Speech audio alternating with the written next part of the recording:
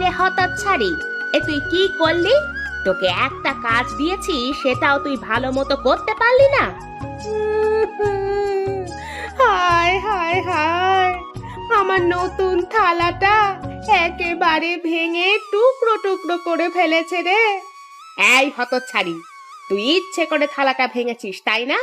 দাঁড়া দাঁড়া, তোকে আমি এখনই মজা দেখাচ্ছি, দাঁড়া।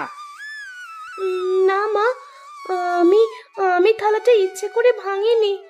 রবির বলটা উড়ে এসে থালাটা ভেঙেছে। মা, মা তুমি আমাকে বিশ্বাস করো। চুপ, একদম চুপ, কোনো কথা বলবি না। এই থালা তুই ভেঙেছিস, এখন আবার আমার ছেলের নাম দিচ্ছিস? দাঁড়া, এই মিথ্যে কথা বলার জন্য এখন তোকে আরো বেশি করে মারবো। হতচ্ছাড়ি কোথাকার, ইচ্ছে করে তুই আমার থালা ভেঙেছিস, আবার আমার ছেলের নাম দিচ্ছিস? তোর আজ আর রক্ষে নেই রে হতচ্ছাড়ি। মেরো না মা, মেরো না, আমাকে মেরো না। আমার যে খুব ব্যথা লাগছে। এবারের মতো আমাকে ছেড়ে দাও মা। আমি আমি আর কখনো এরকম ভুল করব না মা। মেরো না। ছেড়ে দেব? না, কখনোই না। তার আগে তুই স্বীকার করে নে, এই নতুন থালাটা তুই ভেঙেছিস। যতক্ষণ না পর্যন্ত স্বীকার করে নিবি, ততক্ষণ পর্যন্ত তোকে আমি মারতেই থাকবো। হতচ্ছাড়ি মেয়ে কোথাকার, কি বড় সাহস, থালা ভেঙে আবার আমার ছেলের নাম দিচ্ছে। হ্যাঁ মা, হ্যাঁ মা, হ্যাঁ, আমি আমি থালাটা ভেঙেছি। এবারের মতো আমাকে ছেড়ে দাও মা। আমি আর কখনো থালা ভাঙবো না মা। এই তো, এতক্ষণে সত্যি কথাটা বের হয়েছে। এই কথাটা যেন তোর বাবাকেও বলতে দেখি।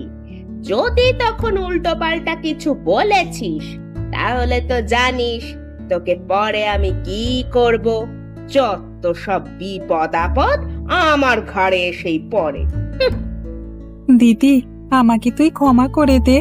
আজ তুই আমার জন্য মায়ের হাতে মার খেলি। তুই তো জানিস আমি ইচ্ছে করে বলটি ওই থালার উপরে ছুঁড়ে মারিনি।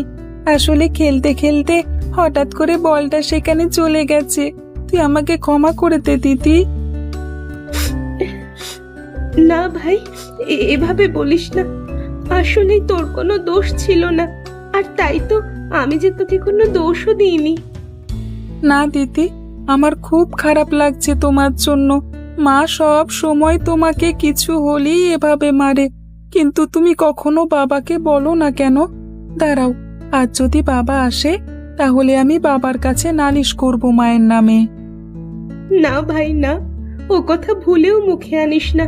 তুই কখনোই বাবাকে এসব কথা বলতে যাসনি, তাহলে কিন্তু মা আবারও আমাকে আরো বেশি বেশি করে মারবে। তুই তো আমার ছোট ভাই, দয়া করে তুই আমাকে রক্ষা কর ভাই, নয়তো মা আবার আমাকে মারবে। আরে কি, রূপার খাবারের থালা ভাঙা কেন? গিন্নি, তুমি রূপাকে ভাঙা থালায় কেন খাবার দিয়েছো? জানো না মেয়েদের ভাঙা থালায় খাবার দিতে নেই? ঘরে কি আর কোনো থালা নেই নাকি? ভাঙা থালায় খাবার দেব না তো কোথায় খাবার দেব শুনি? তোমার মেয়ে আজ একটা থালা পরিষ্কার করতে গিয়ে ভেঙে ফেলেছে, এখন এটা ওর শাস্তি। নইলে আবারও তোমার মেয়ে নতুন নতুন থালা দেখলেই ভেঙে ফেলবে, বুঝলে?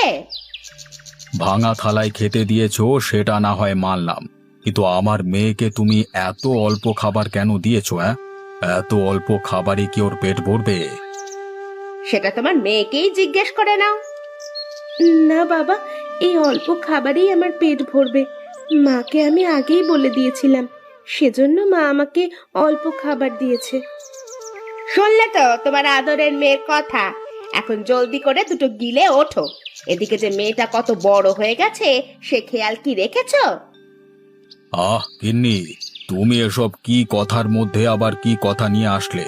আগে তো একটা ছেলে দেখে নেব, তারপর না হয় আমি ওর বিয়ে দেব। সে তোমাকে ওর বিয়ে দিতে হবে না, আমার কাছে একটা ভালো ছেলে আছে, কিন্তু ছেলের ঘরে আরো একটা বউ আছে। এখন তোমার যদি কোনো আপত্তি না থাকে তাহলে আমি ওই ছেলের সাথেই রূপার বিয়ে দেব।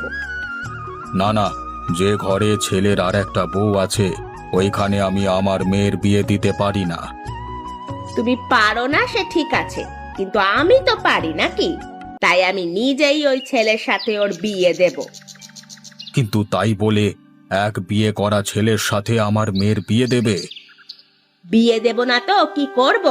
যদি তোমার কাছে কোনো পাত্র থাকে তাহলে নিয়ে আসো, নইলে আমি এই ছেলের সাথেই তোমার মেয়ের বিয়ে দেব, এই আমার শেষ কথা। হ্যাঁ, এই যে মা, ছোট বউ আর কতদিন বসে বসে খাবে?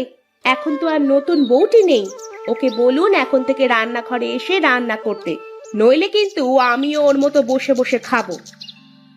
আরে বড় বৌমা, ও তো তোমার ছোট, ওকে একটু ছাড় দাও। আর কটা দিন যাক, দেখবে ও ধীরে ধীরে সব শিখে নেবে। ধীরে ধীরে আর কত সময় নেবে মা? এসব কিন্তু সব আপনার আশকারা, আমি কিন্তু এসব একদমই বরদাস্ত করব না। এভাবে বলছো কেন বড় বউ? তুমিও তো বিয়ের প্রথম প্রথম কোনো কাজ করতে না, এই তো এখন দেখো সব কাজ শিখে নিয়েছো। হ্যাঁ হ্যাঁ, সব কাজ শিখে নিয়েছি, কিন্তু আর না। আর কেন করবে না? যাও তো, ঘর থেকে আমার ওষুধগুলো নিয়ে এসো। আমি যাব না আপনার ওষুধ আনতে, আপনি আপনার ছোট বউকে নিয়ে আসতে বলুন। এই নিন মা, আপনার ওষুধ খাওয়ার সময় হয়ে গেছে, এখন জলদি করে খেয়ে নিন। দেখলে তো বড় বউ, বলতে না বলতেই ছোট বউ চলে এসেছে। তা তো দেখতেই পাচ্ছি। এই ছোট, এখানে এসে রান্না করতে আমাকে সাহায্য কর। আর কত? উঠুন দিদি, আপনি চুলোর পাড় থেকে উঠুন, এখন থেকে আমিই রান্না করব। না না, তোকে রান্না করতে হবে না, তোর হাতের রান্না আমি যতকাল বেঁচে আছি মুখেও তুলবো না। গিন্নি, আরে ও গিন্নি, জলদি করে এখানে একটু আসো তো, তোমার সাথে জরুরি একটা কথা আছে। কি হয়েছে তোমার? এত ডাকাডাকি করছো কেন? কি করছিলে তুমি? দেখো না কাজ করছি, দিনে দুপুরে চোখের মাথা খেয়েছো নাকি? এখন কি জরুরি কথা সেটা বলো জলদি। বলছিলাম যে রূপার তো আজকে কয়েক মাস হতে চললো বিয়ে দিয়েছি, এখন মেয়েটাকে একটু দেখতে গেলে হয় না? হ্যাঁ হ্যাঁ যাও, তোমার টাকা হয়েছে তুমি যাও, আর আমি বাড়ির সব কাজ করে মরি। এভাবে বলো না গিন্নি, রূপা হাজার হলেও আমারই মেয়ে, ও আমাদের দেখলে দেখবে অনেক খুশি হবে। বাবা সত্যি বলছো?